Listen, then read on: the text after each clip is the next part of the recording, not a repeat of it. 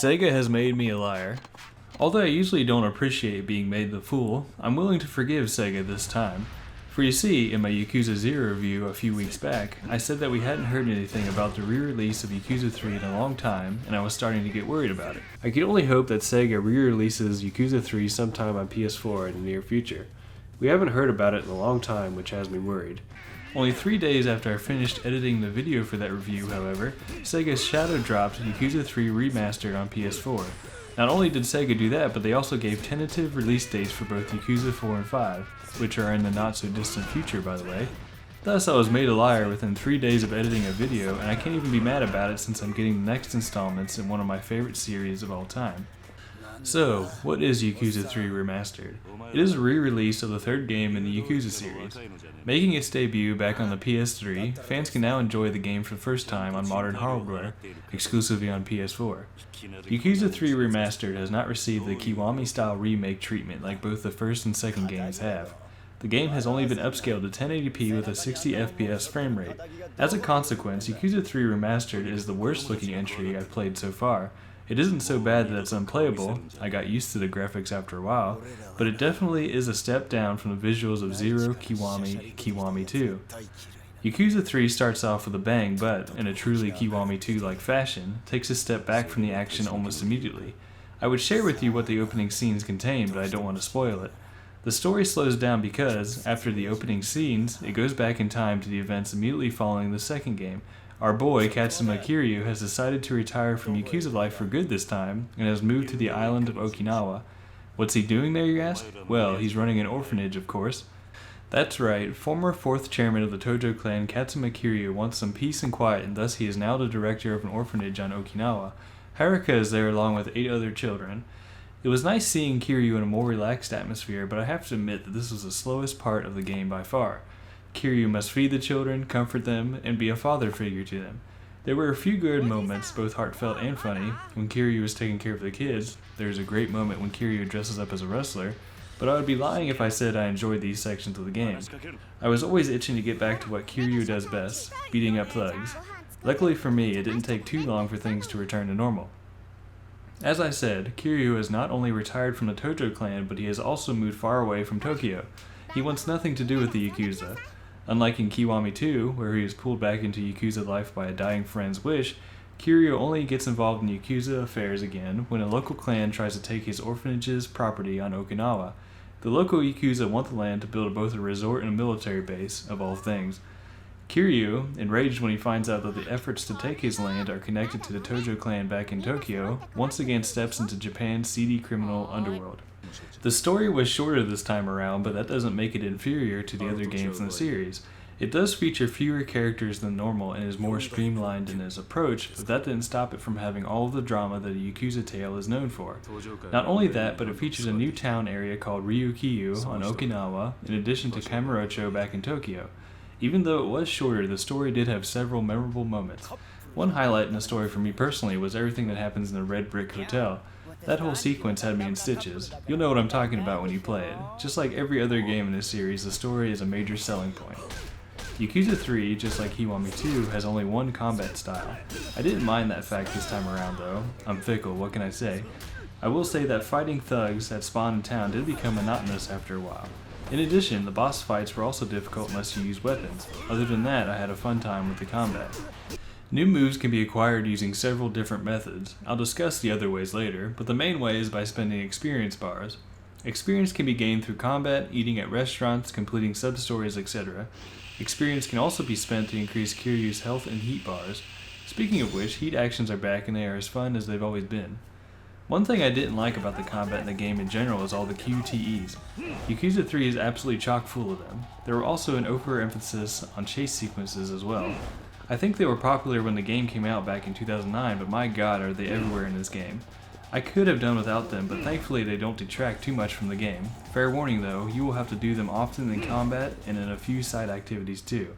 Speaking of side activities, there are plenty of them in Yakuza 3. I won't go too much into detail about all of them since I've discussed most of them in past reviews of the series, but I will mention a few here.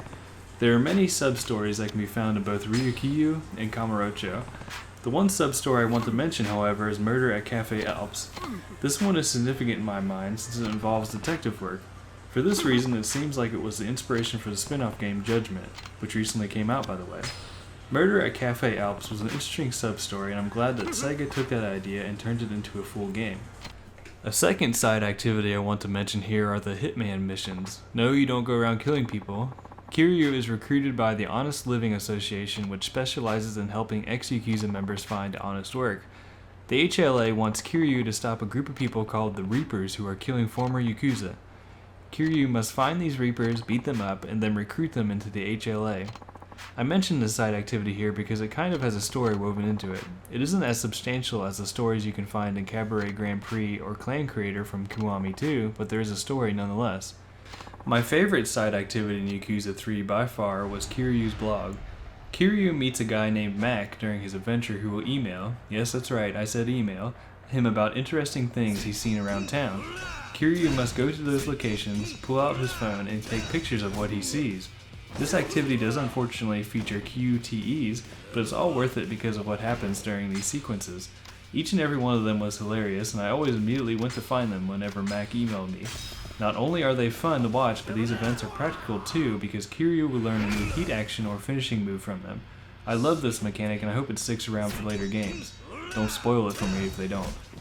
Although I thoroughly enjoyed my time with Yakuza 3, I finished the main story within 6 days of its release, there were 3 minor issues that gave me a headache. For starters, there are too few save points spread around both Ryukyu and Kamurocho. You can save at phone booths, but there are fewer of them in 3 than in any other game in the series. Secondly, my inventory was full way too many times throughout my time with the game. It seemed like people were constantly giving Kiryu items. The thugs Kiryu defeats while running around town always gave me stuff, which led to me frequently having to put something in the item box storage. As I said, this was a small issue, but it happened so frequently that it became annoying. And finally, accessing the map was annoying. In previous entries, all you had to do was press one button to bring up the map, but in 3 you have to open the menu, scroll down, and then select the map.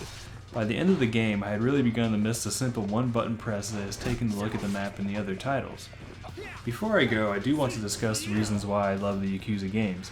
I'm 4 games into the series and, although the format is very similar in each of them, I'm still very much enjoying my time with the series.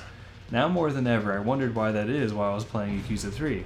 I think it has to do with 3 things: the writing and characters, the absolutely bonkers atmosphere of each title, and the huge amount of side content available in each game. The writing is the biggest reason why I enjoy these games. This is connected to why I love the characters because each one is so well written. And I'm not just talking about the main characters either. Every single character I've met, whether in the main story or in a sub-story or even just out in the street, is unique and interesting. It keeps me coming back to this franchise again and again. I love all these characters and I can't wait to see how they change and grow throughout the series. The second reason why I love the Yakuza series is because everything is just bonkers. One moment you'll be fighting a boss in order to save someone, and then the next you're taking pictures of a lady flipping over a taxicab on a scooter. You just never know what is going to happen in these games, and I love them for it. The tonal shifts aren't jarring at all, which makes these games stand out from games that are either too serious or too goofy. The Yakuza series has the perfect mix of both serious and funny, which makes them all the more appealing. The last reason I like the series so much is because of the insane amount of side content present in each game. There's so much side content that, once you complete the main story, there's a mode called Premium Adventure in which you can run around the city and do side activities. I don't think I've ever mentioned this mode in any of my reviews for the series before, so it was high time I fixed that. After completing Yakuza 3's story, I decided to run around in Premium Adventure mode for a while. I had so much fun completing sub-stories that I had missed during the main game, but not only that, I found even more side content to do while running around in Premium Adventure 2. I found out that you can chase Mac, whom I mentioned above, to increase your running stamina, and there's a fortune teller lady who offers additional game modes to play. The mode I tried out was called Survival Tag. In it, you must avoid 3 characters who are chasing you while following instructions to find specific things all around town. As a side note, Kiryu's running animation is really funny in this mode. I don't think this mode was in the previous titles, but I may be wrong about that. My point is that the Yakuza games are gifts that keep on giving. There's always something else to do, to find, or to marvel at.